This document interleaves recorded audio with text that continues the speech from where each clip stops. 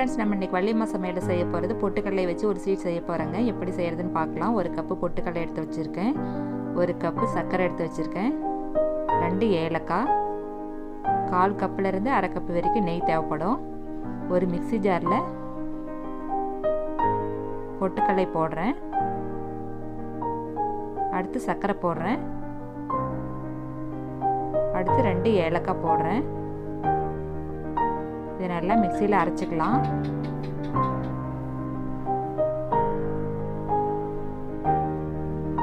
இந்த அளவுக்கு இருக்கணும். அடுத்து நம்ம நெய் சேர்த்துக்கலாம்.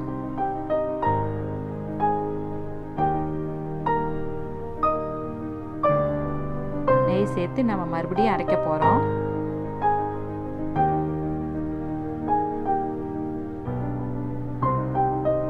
அரைச்சாச்சு, இந்த அளவுக்கு இருக்கும். இதை நம்ம ஒரு பவுலுக்கு மாற்றிக்கலாம்.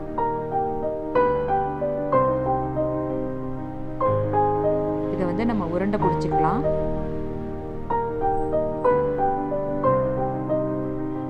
இந்த மாதிரி உருண்டை பிடிச்சி வச்சுக்கலாம்.